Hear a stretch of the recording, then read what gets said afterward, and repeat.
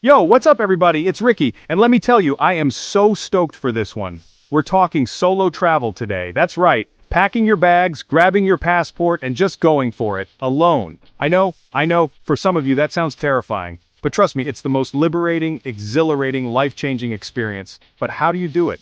Where do you even begin? Well, you're in luck because I'm about to drop some serious knowledge bombs on you. We reached out to some of the most fearless solo explorers on the planet.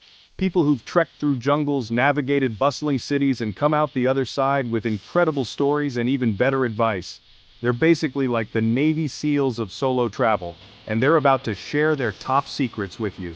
So buckle up, grab your notebook, and get ready to take notes because this is about to be your ultimate guide to conquering the world, one solo adventure at a time. Alright, first things first. We're starting with the golden rule of solo travel, the one thing that can save your butt in a pinch, always. And I mean always have a backup plan. This isn't about being pessimistic, it's about being prepared. Remember that movie, Taken? Yeah, we're not trying to recreate that. But we do want to be ready for anything that comes our way. Alex, this dude I know who's been to like 45 countries, all solo, swears by this. He's like a ninja when it comes to staying safe. He always has a plan B, C, and even D. If something feels off, it probably is. Your gut is your best friend when you're traveling alone. It's like an internal alarm system.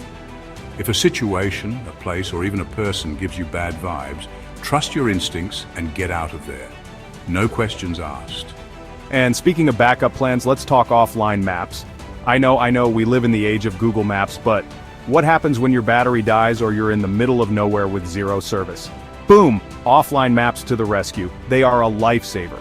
Download them before you go, save them on your phone, and you're good to go. It's like having a safety net. It's like having a superpower, but instead of flying, you can navigate foreign cities without Wi-Fi. No more getting lost. Now for the cherry on top of the backup plan Sunday emergency cash. This is your get-out-of-jail-free card, your safety net, your best friend when everything else goes wrong. It's essential. I'm talking about $100, maybe more, stashed away somewhere safe, like a hidden pocket in your wallet or a secret compartment in your bag. This isn't your fun money, this is for emergencies only. It's your lifeline. Think of it like this. You're walking down a dark alley at night and suddenly you realize you're lost, your phone's dead, and you need to get back to your hostel. That's where the emergency cash comes in. It's your lifeline in a sticky situation. It's your ticket to safety, your ride out of Dodge, your escape from potential disaster. It's invaluable. Look, I'm not saying that every solo trip is going to involve a dramatic escape scene, but it's always better to be safe than sorry. Preparation is key. And trust me, having that emergency cash will give you a level of confidence and peace of mind that's priceless. It's like a security blanket. It's like having a guardian angel watching over you, whispering, "Don't worry, I got you."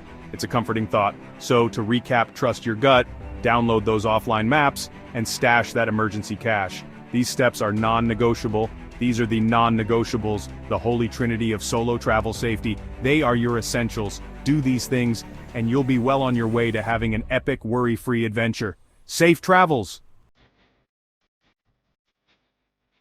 Alright, let's talk accommodation. Whether you're a seasoned traveler or just starting out, where you stay can make or break your trip. Now, I'm all about that hostel life. It's a great way to meet new people and share experiences. It's cheap, it's social, you meet people from all over the world. It's like a melting pot of cultures and stories. But sometimes you just want your own space, you know? A little peace and quiet can go a long way. A little slice of privacy in a foreign land. It's like having your own sanctuary amidst the chaos of travel. That's where Emma comes in. She's figured out the perfect balance. She's a digital nomad from the UK, living the dream of traveling while working. Basically travels full-time while working online. It's a lifestyle many dream of, but few achieve. This girl knows her stuff. She's got the inside scoop on how to make it all work.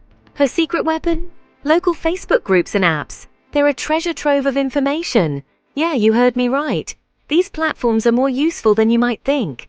Facebook, that thing your grandma uses, can actually be a goldmine for finding unique and affordable places to stay. It's all about knowing where to look. Think about it. Who knows a city better than the people who actually live there? Locals have the best insights. These groups are full of locals offering rooms for rent, apartments for short-term stays, and more. Even guest houses tucked away in charming neighborhoods. It's like finding hidden gems. And the best part? It's often way cheaper than booking through those big hotel chains. You get more for less. But it's not just about saving money, it's about the experience. The memories you make are priceless. Staying in a local neighborhood gives you a different perspective, a deeper connection to the place, a chance to immerse yourself in the culture, to see the world through the eyes of the locals, to live like a local, even if it's just for a few days. It's an enriching experience. Plus, you get to meet some awesome people along the way. Friendships that can last a lifetime. Emma told me about this one time she stayed in a family-run guest house in Vietnam. It was an unforgettable experience. They invited her to join them for dinner every night, sharing their culture and traditions, taught her how to cook traditional dishes, giving her a taste of their way of life, even took her to a local festival.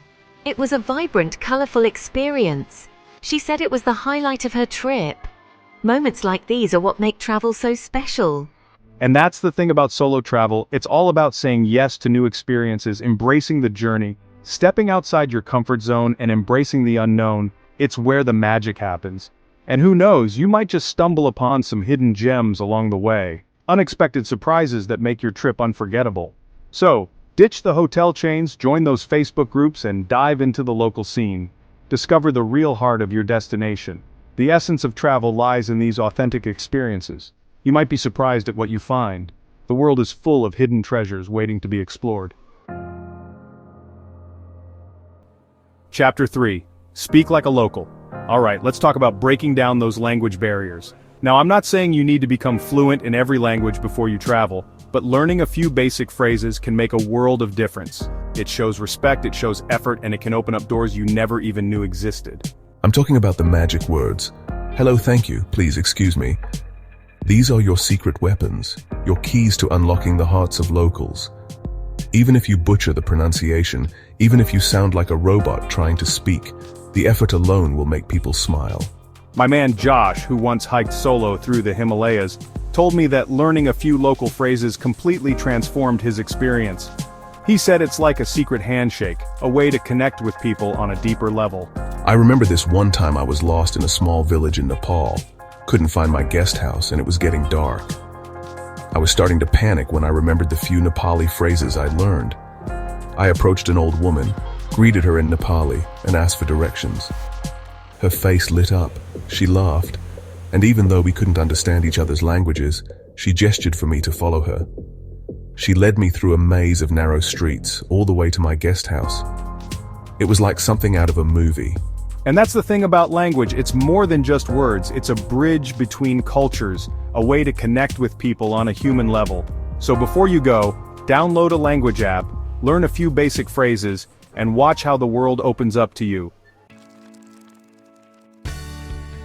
Chapter 4. Plan less, experience more. Alright, this last one might seem a little counterintuitive, but trust me on this. Plan less, experience more. I know, we're all about those itineraries, those color-coded spreadsheets, those perfectly curated Instagram feeds, but sometimes the best adventures are the ones you don't plan. The ones that catch you by surprise and leave you with stories to tell. Here's the thing, when you overplan, you close yourself off to spontaneity, to those unexpected detours and chance encounters that make travel so magical. You become so focused on checking things off your list that you forget to actually experience the journey. The beauty of travel lies in the unexpected moments. So, here's my advice. Book your first 2 nights of accommodation just to get you settled, and then leave the rest open. This gives you a base to start from, but the freedom to explore. That's right, embrace the unknown. Let the road take you where it wants to. Let your curiosity be your guide. Follow the paths that intrigue you, the places that call out to you. Follow your gut, follow the locals, follow the smell of delicious food. These are the experiences that make travel rich and fulfilling. This is how you discover those hidden cafes tucked away in alleyways, the ones that aren't in any guidebook, those breathtaking viewpoints that aren't on any map, the ones that take your breath away, those local festivals that will blow your mind, the ones that immerse you in the culture and spirit of the place. This is how you create stories that you'll be telling for years to come, stories that are unique to your journey. I remember this one time I was in Thailand, no plan, just wandering around this island. It was liberating. I stumbled upon this group of locals playing music on the beach, bonfires going, everyone dancing. It was an unexpected delight. I ended up staying there all night playing drums, sharing stories, and it was one of the most memorable nights of my life. A night that wasn't planned, but turned out perfect. And that's the beauty of solo travel. It's about saying yes to the unexpected, embracing the unknown, and letting the journey unfold organically. It's about the freedom to change your plans on a whim.